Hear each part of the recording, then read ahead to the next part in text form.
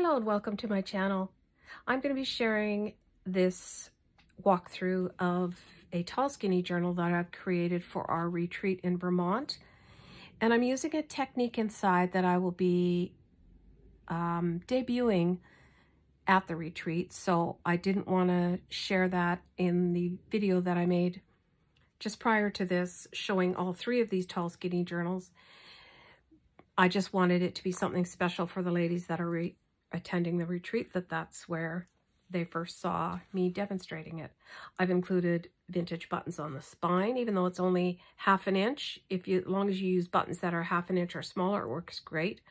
We've got a tuck pocket right here, and this beautiful silk ruffle on the bottom is from my friend Georgianne, who gifted it to me, and I just love using anything that I get from her.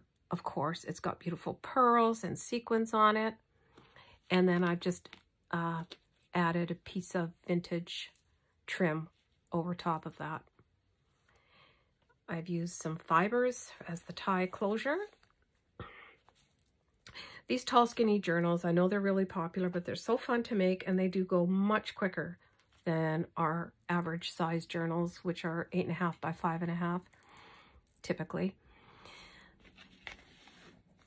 The journaling card I shared in the other video, it's got some vintage wallpaper, some vintage book page, vintage music paper, a piece of vintage applique, and a cute little dangle on it.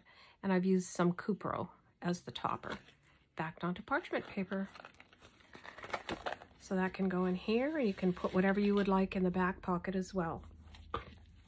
So when I was deciding on which covers I wanted to showcase at the retreat, we had our standard size journal, and we have a smaller journal that we've come up with, but I really wanted to have the tall skinny journals represented because they are popular right now.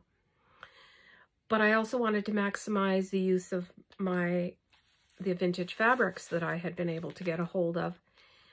And I didn't want to make them all 4.5 inches, so I kept them at 5 inches. And I thought I've got to be creative with the style of pages that I put inside, because they're still going to be standard 8.5 by 11 inch.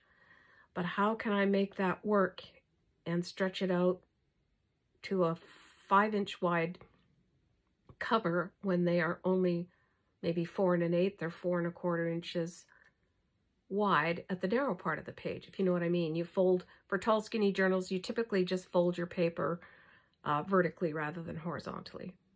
So I came up with a staggered cascading waterfall look, and I've seen some journal covers that are like that, but I don't believe that I've seen the inside pages just in the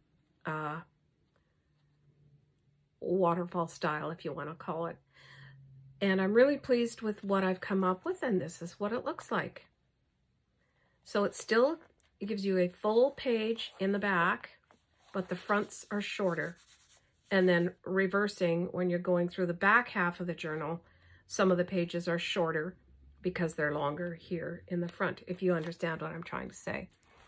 So I've used some beautiful vintage lace as the pockets for the inside of this cover. I've used some artisan paper that the ladies at the retreat will be getting in their class kits for the tall skinny journal as well. I've just come up with a little booklet, extra journaling space, nothing fancy. Can decorate it as you want. That's the thing about these 3 journals that I've made, is you can add to them and just do whatever you would like. A trick that I've come up with is just to hold something over the corners so that they don't get stuck in the sheer netting of these beautiful vintage laces. That just can be a little bit tricky. So there you go. I've taken a separate image from a digital kit. This is by Raindrop Lila. Beautiful image. And I've just backed it onto cardstock, and then when I glued it on, I just made sure I left a little bit of a pocket so you could tuck something special in there. And then basically I've just staggered the pages by 1/4 inch, some of them 1/8 of an inch. It just depends how full you want your journal and the order that you're putting your pages in. If you want to include some of the other pages after you've kind of set your order for the 1/4 inch folding and cutting. So they've basically just stagger, and you can write, like I said, you can write horizontally if you want. You can flip it. You can journal whichever way you would like to when you're actually writing in it and using it. This music paper here has a piece of vintage lace that I've just wrapped right around both sides of the signature. Here's another lace swatch card that I have made using the idea inspired by Lorna Taylor. Just some cardstock, make a flap over it, and attach your vintage or antique laces inside. And it's just so pretty. You can attach a little bulb pin and some dangle if you want. I just tied a little bit of sari silk at the top. I love these, all of these digitals. They are just so pretty. This is one of the paper doilies the ladies will be getting in their class kits at the retreat. I've tea dyed them all and then painted enchanted gold shimmer polish over top of them, each paper doily. Just a little Tim Holtz journaling card at the top. And one of these tags that I have made using piano roll paper, collaged a few items, some antique applique, some stamping, and backed onto parchment paper, and a little French vocabulary card that the ladies will be getting in some of their kits as well, with the signature and spine, creative spine class. Some German book page, vintage German book page, fussy cut angel. As you notice, the pages are now getting wider. And then when they fold over underneath, those are the ones that are a little narrower, just as long as you don't go past 5 inches, or even stick to 4 3/4 inches. Center of the signature, I've mostly done Edith Holden pages just for uniformity, and it's a good memory point for me that I know all of these journals when I made them. Some beautiful bead dangles that I've got at the bottom of the signature strings. And then coming back, these back pages are all still much wider than the front ones, but not, some of them are not quite 5 inches, as you can see. Some German book page. I've got a lovely little ruffle that I've sewn out of some velvet curtain panel and attached it to the page, a little belly band with a vintage receipt. The other side of the paper doily, I've got a tag made out of vintage French book page and just collaged a few items together. Dangled some vintage lace from the bottom, backed it onto parchment paper, and that's my vintage, or my business card, Vintage Elegance Inspiration, that I have tucked in there. Another tag made out of the piano roll paper and antique lace applique. Here's the other side of the vintage lace wraparound, and a vocabulary paper. I've got just some printed out extra sheets from more journaling space.